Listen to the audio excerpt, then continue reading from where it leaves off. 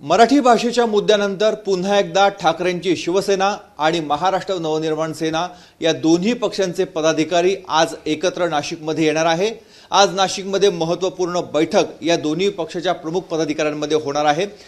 महापालिका निवडणुकीच्या पार्श्वभूमीवर नागरिकांना जे समस्या उद्भवत आहेत, ज्या प्रश्नांना सामोरं जावं लागत आहेत, त्याला वाचा फोडण्यासाठी आजची बैठक आहे। ठाकरेंच्या शिवसेनेचे जिल्हा प्रमुख डी.जी. सूर्यवंशी आपल्या सोबत आहेत। आज बैठक होत आहे, काय औचित्य आहे, कुठले कुठले मुद्दे चर्चेत येणार आहेत? मागच्या 5 जुलैला मुंबईत जो मेळावा झाला ते पूर्ण महाराष्ट्र आणि देशाने बघितलं, परंतु ह्या महाराष्ट्रामध्ये आणि नाशिक जिल्ह्यामध्ये शेतकरी असेल, कामगार असेल, कष्टकरी असेल आणि नाशिकसारखं एवढं मोठं महानगर, ह्या शहरामध्ये काय परिस्थिती आहे?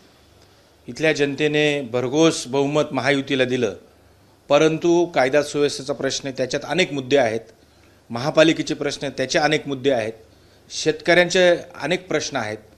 आणि असं आमच्या सर्व मनसैनिकांनी शिवसैनिकांना वाटलं की आपण निवडणूक होतील तेव्हा होतील, त्याची गॅरंटी कोणीच देऊ शकत नाही, कारण 4 वर्ष झाली। म्हणून आम्ही या जनतेच्या प्रश्नासाठी एकत्र येणार आहोत। आणि सरकारच्या विरोधात बोलणार कोण? कोणीच बोलायला तयार नाही। आम्ही काम करतोय, जनतेत जातोय, आणि म्हणून जनतेचा हा सूर आहे की मनसेना आणि शिवसेना यांनी एकत्र येऊन काहीतरी जनतेसाठी करावं। आज कुठले कुठले पदाधिकारी या बैठकीला असतील आणि आणखी प्रामुख्याने कोणत्या मुद्द्यावर चर्चा होणार आहे? आंदोलनाची दिशा काही ठरवली जाणार आहे का? आमचे प्रमुख नाशिक जिल्ह्याचे नेते असतील, मनसेचे नेते असतील, आणि तिथून तालुका स्तराचे तालुका प्रमुख असतील, जिल्हा परिषद सदस्य असतील, नगरसेवक असतील, माजी आमदार असतील, हे सर्व पदाधिकारी असतील, यांच्याशी चर्चा करून त्यांच्याकडनं इनपुट्स घेऊन त्या भागातल्या त्या तालुक्यातल्या समस्या असतील, शहरातले तर प्रश्न आम्हाला माहितीच आहे, काही नगरपालिकेचे प्रश्न असतील, आणि त्याच्यावर निश्चित पुढच्या काळामध्ये ह्या सरकारमध्ये जी गडबड चालू आहे, अख्खा महाराष्ट्र बघतोय, देश बघतोय, आणि सरकारला 100% आम्ही पुढच्या काळामध्ये लोकशाहीमध्ये जे शस्त्र आहे ते शस्त्र उपसणार आणि घेराव घालणार। निवडणुकीच्या पार्श्वभूमीवर ही बैठक आहे, नागरिकांचा कळवळा तुम्ही दाखवतायत अशी देखील टीका होते। कोण म्हणतं कळवळा? मागील 4 वर्षाचा जर ट्रॅक रेकॉर्ड काढला, म्हणजे विधानसभेच्या निवडणुकीच्या आधी पण आणि नंतर पण प्रत्येक दिवस किंवा प्रत्येक महिन्यात 15 दिवसात जे प्रश्न उद्भवतात आम्ही रस्त्यावर असतो। हा कळवळा सातत्याने 365 दिवस शिवसैनिक काम करत असतो। कळवळा वगैरे याला काही म्हणता येत नाही, आम्ही जनतेत आहोत, आणि त्याच्याशीच निगडीत ती नाळ धरून आम्ही पुढच्या काळामध्ये आज आमची सर्वसमावेशक दिशा ठरेल।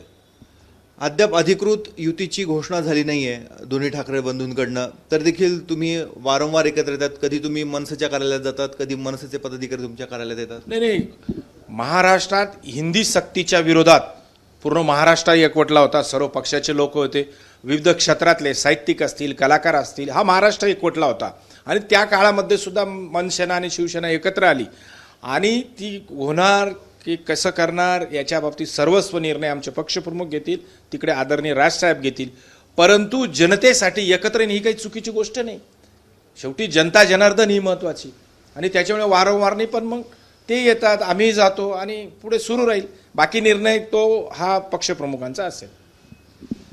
आपण बघतोय एका बाजूला ठाकरे बंधू एकमेकांच्या जवळ येत आहेत, त्यांच्यात मनोमिलन होत आहे, आणि दुसऱ्या बाजूला दोन्ही पक्षाचे सर्वसामान्य कार्यकर्ते पदाधिकारी यांच्या एकत्रित बैठकांना देखील सुरुवात झाली आहे। नाशिक हा पहिल्यापासूनच मनसे आणि शिवसेनेचा गड राहिलेला आहे। सध्या भाजपची सत्ता महापालिकेवर होती, मात्र पुन्हा एकदा हा गड आपल्या ताब्यात काबीज करण्यासाठी दोन्ही ठाकरेंच्या सेना आता सरसावलेल्या आहेत। आजच्या बैठकीमध्ये नेमकं काय निर्णय होतो आणि सरकारला धारेवर धरण्यासाठी घेरण्यासाठी काय पुढची रणनीती राहणार हे आजच्या बैठकीत स्पष्ट होणार आहे। कॅमेरामन किरण कटारेसह मुकुल कुलकर्णी, एबीपी माझा, नाशिक। एबीपी माझा, उघडा डोळे बघा नीट।